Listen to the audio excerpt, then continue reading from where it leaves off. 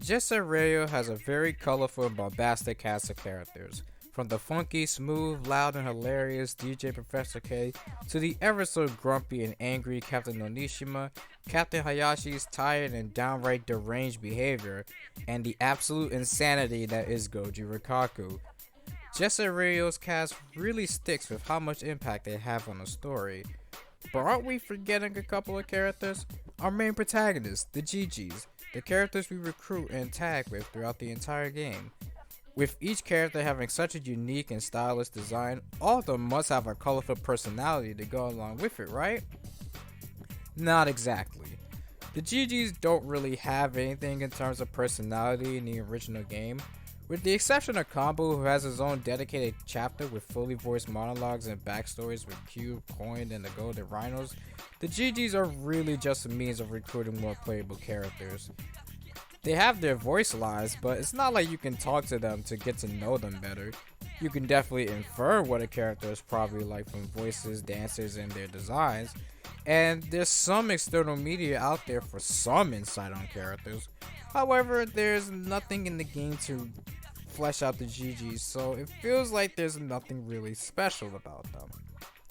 Until Jet Set Radio Future came along, which was a big overhaul change, being a reimagining of the first game.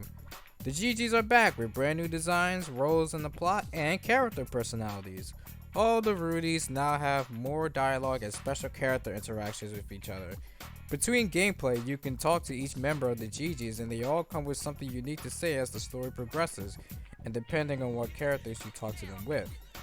Most players of Jet Set Radio Future have probably skipped out on a lot of dialogue and mainly just focused on finishing the story. Before I came along and uploaded my video, all the special interactions you can have with the Rudies, no one else really had footage of it. There were some brief mentions in a video or two, but that's about it. No mentions of them in the wiki either. I figured this was something all fans of Jet Set Radio should see. So today, we'll be taking a look at each individual Rudy in Jet Set Radio Future to observe and interpret how they're written in the game. Starting with the very first person you talk to in the game, Korn. Korn is the leader of the GGs and is described as a self-styled genius. Well, the genius part is correct since he's the one who rebuilt Roboy, our resident options menu robot, so we can infer that Korn has some proficiency in making and tinkering with stuff. Who knows, maybe he could build a PC. Now, as the leader of the GGs, he definitely takes the role seriously. He lets Yoyo know not to screw things up for them since the police shakedowns are getting tougher due to the Rikaku police. Even acknowledging that they do look crazy trying to fight back against the Mega Enterprise, but even he knows when to pick fights. Korn also does a lot of the planning on how we should go about our next mission in each chapter, so he is also the brains of the group. When it's time to get serious, he's on top of it. His main priority is to protect the streets and all of Tokyo Town. He definitely has the quality of a leader despite being one of the youngest members of the GGs. We could easily infer that it was his plan to fight back against the Rikaku group when the GGs started. He definitely cares for the group as well. Despite initially thinking Yoyo skipped town when he disappeared, he was happy to see him back alive and well. Yoyo just wasn't his first priority around chapter 4 because of the Immortals running all over the place. So, Goran is a pretty cool character. Despite how goofy he looks with his hat, he's mostly very serious about his role and is very smart and a resourceful guy. Now we move on to Gum, who is the co-founder and second in command of the GGs. According to DJ Professor K, she's a girl who leads a trail of broken hearts wherever she goes. In the manual, it stated that Gum is a perverse lady who leaves the guy 10 minutes after winning their heart. So from what the game is telling me, Gum is an absolute player, using her charms and good looks to attract guys and then break their hearts. Which would explain why her outfit is very much on the sexy side, with her dress being so short and the top revealing a good amount of her chest. Also during her breakthrough animation, there are just unapologetic panty shots, so now you know they're like blue.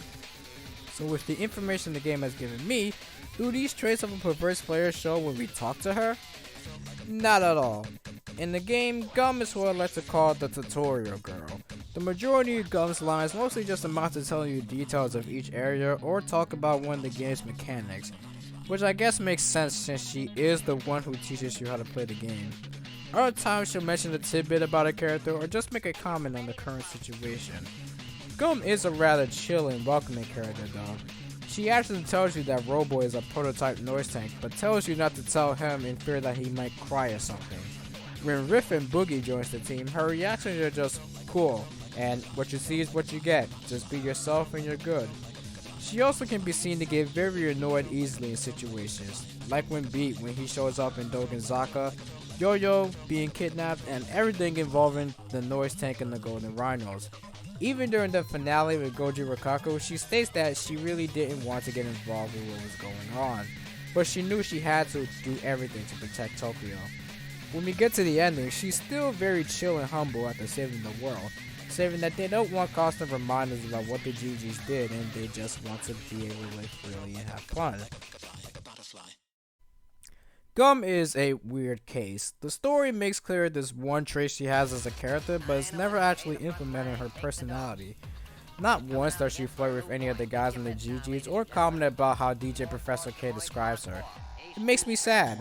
We can probably infer that maybe she wants to leave that stigma behind her and be something more than that. I know I'm probably reading too much into that. If JSRF Radio turned into something like an RPG or a visual novel, maybe we could have had more of that heartbreaker and player trait about Gum explored more. As of now, Gum is a cool, chill, and tough lady that can be prone to get annoyed at certain things. Although she does have a very cocky side to her shown in the Sega crossover games.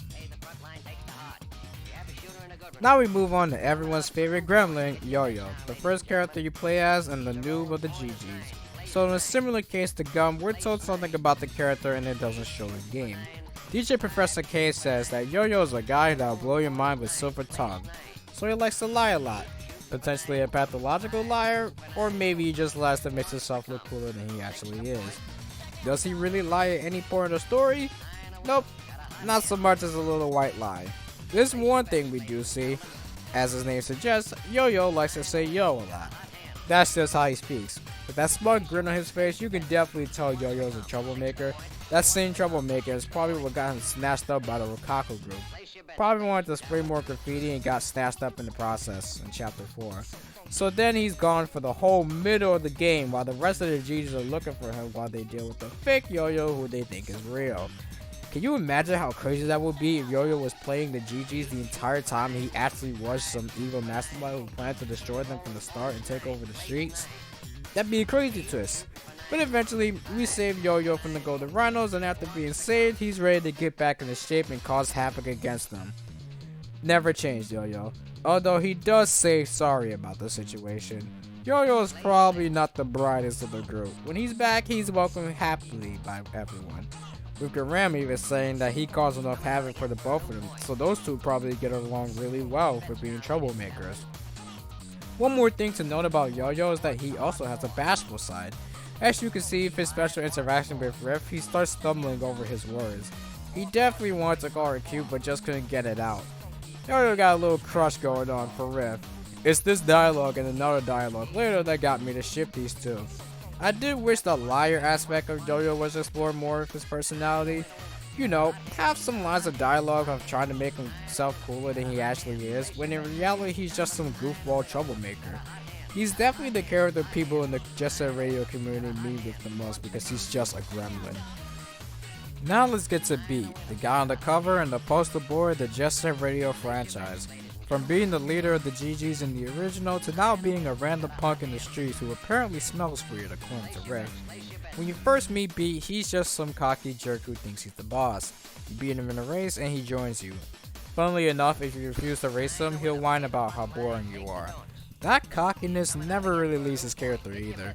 He's very snarky, joking about how Potts could actually be the leader of the GGs and says himself that it's only a matter of time before he becomes the leader of the GGs. Nice callback to the original game. Much like Corn and Gum, I'd say Beat is also one of the most knowledgeable members of the GGs when it comes to what he knows and hears what goes on in the streets. We can infer that from what he says about Rappin' 99 in chapter 2. He even had a friend before joining the GGs, so that's nice. It's not really important, but it's nice to hear. The only one he brings up as well is that maybe Poison Jam used to cause havoc in Chuo Street under a different name. That's interesting lore that's never really brought up ever again. When Yoyo gets kidnapped, he's one of the most concerned members about it, saying that he'd go into Kibogaoka Hill and look for him by himself, as well as wanted to talk to Yoyo to make sure the one in the fortified residential zone is the real one this time. In a similar case to Gum, he seems like the type to get easily annoyed. It showed when the Immortals were around, and especially when Zero Beat was making the rounds. He hated that robot, especially when you thought it was him.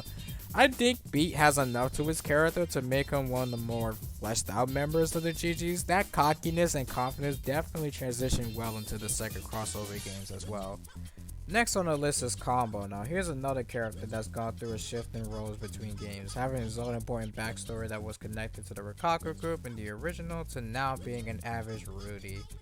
When you first meet him, he assumes that you were the one who messed up the bus terminal, and he is not happy. If you talk to him again, he berates you by saying you ain't all that for not completing his stupidly easy challenge. However, he treats Gum a little differently. He's a bit more softer with her, and he flirts when she talks to him. He's still mad at you though, so he won't hold back just because you're a lady. If you talk to him again with Gum, he gets all pompous like, yeah, you like that, didn't you? I just found that pretty funny. Another thing that's pretty funny is that Combo is not a pet person. He complains about the GGs having a dog, and there's only one thing that Combo hates more than dogs, and it's goldfish. I don't know what it is about goldfish that makes Combo so angry. Maybe he's allergic, someone hunts him with a goldfish, we'll probably never know. This isn't really something about Combo, but I think it's pretty important to bring this up. When you talk to Combo when Rapid 99 appears, he actually tells you that Rapid 99 used to have a leader, who is Cube.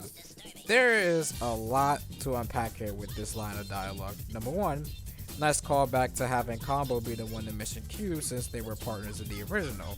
Number 2, this explains why Cube shares the same idol dance as Rapid 99, besides of course it saves time then to give her her own idol dance. She used to be their leader. Number 3, this information can play a big part about why Poison Jam and Rapid 99 are beefing. Cube could have betrayed Rapid 99 and joined Poison Jam, and now the two gangs are constantly fighting with each other. I kinda go into that in my own Just Say Radio fanfiction because I just think that's really cool. Now, who are we talking about for? Oh right, Combo. There's not a lot to him afterwards. He's pretty straightforward with his responses and he's always up to fight when it's time. He's really just the muscle of the GGs. Now we move on to the cutest and the peppiest member of the GGs, Riff. You meet Riff chilling on the top of the abandoned train building in Rakakudai Heights and she's very playful.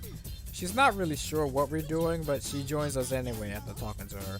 Riff tends to keep a very peppy mood throughout the game. She's a very quirky person, saying weird stuff like Poison Jam being cute. The GGs are definitely giving her weird looks for that comment. She comes off as very optimistic but very naive in comparison to the other members. Remember her special dialogue with Yoyo which hints at him having a crush on Riff? Well, Riff has a line of dialogue that implies maybe she feels something for Yoyo as well. During chapter 6 when the GGs still believe that Yoyo had betrayed them, Riff is the only one who believes that Yoyo would never do such a thing, saying that he's not that kind of person. And she did turn out to be correct about that. She had full faith that Yoyo would never do such a thing because maybe she knew him a little more as a person. Like, how could I not ship Yoyo and Riff together? Like, come on, this is obvious. They deserve each other. Riff is just a sweetheart. What can I say? Garam is a very simple guy. First time you meet him, he clowns you for falling into Poison Jam's trap. I don't know how he's able to lift those giant metal grates to get you out of the trap, but he's probably a very resourceful guy. He's very loud, brash, cocky, and loves to cause trouble. He considers Yoyo to be his troublemaking buddy, which is pretty cool because they chill together in the garage in the original game. When Boogie joins the party, he tries to big himself up to her, saying that he's next in command of the GGs. This is his approach to flirting with Boogie. However, when he interacts with Jazz, he stumbles over his words, and the front he puts up starts to fumble. Jazz got him starstruck. We can also infer that he has a bit of a temper, especially when it came to the whole noise tank situation and Yoyo's betrayal. He has a special interaction with both Boogie and Jazz to tell him to keep cool and calm down. Also, I just think it's really funny that just like in the original game, you meet Goran in the Kogane area and he's just chilling in the sewers where you also complete his last trial in the original. That's just funny to me.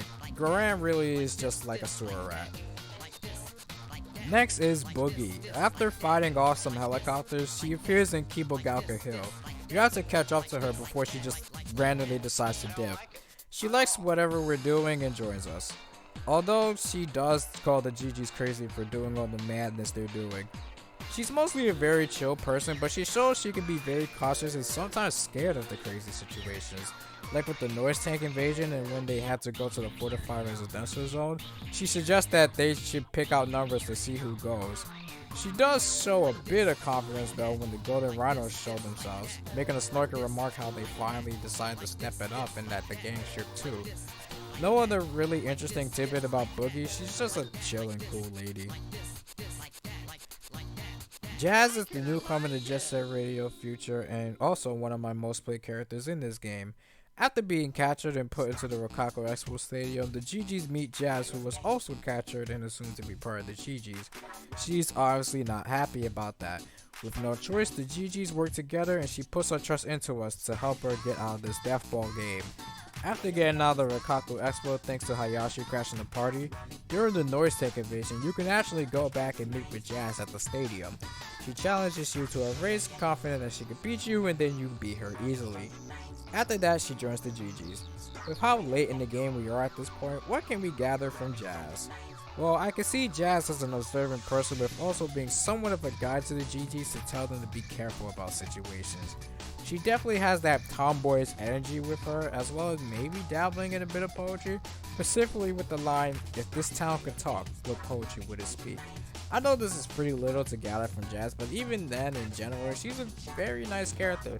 Definitely gives a bit of an idea of how she could be interpreted in fanfictions when involving her in stories. Now, Soda. Yeah, I'm sure there's probably someone out there who has missed out on him, but if you talk to Combo during the noise tank invasion, he mentions a big guy with big attitudes making the rounds on Highway 0. Go in there to check it out, you will run into Soda just chilling. He says he's bored and tells you to entertain him. After beating him in a race, he joins you since he has nothing better to do. Dude is like a homeless person. So what's up with him? Well, one interesting thing we learned from him is that he hints that the noise tank and the Rokako group are in it together. He was correct on his claim as later revealed in the game. Despite that, he doesn't seem like he's the smartest, and he also doesn't seem like someone who wants to get into too much conflict, but knows he has to or else the world's gonna go to crap. He's not happy about it, but he knows he gotta save the street. You know, despite calling Clutch a punk after he stole all the graffiti souls, he does tell Clutch to stay out of trouble. I can see those two having their own friendship together with Clutch causing trouble and Soda being there to try and talk him out of it, but he ends up getting dragged into it anyways. Soda's just a chill and lazy dude in my eyes. Now we move on to Cube, another character who's gone through a big role change from the original game.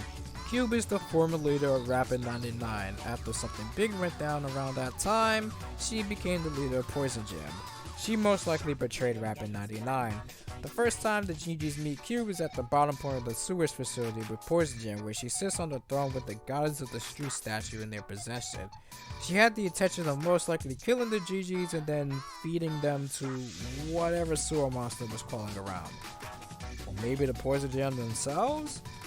A Poison Jam and a cannibalism?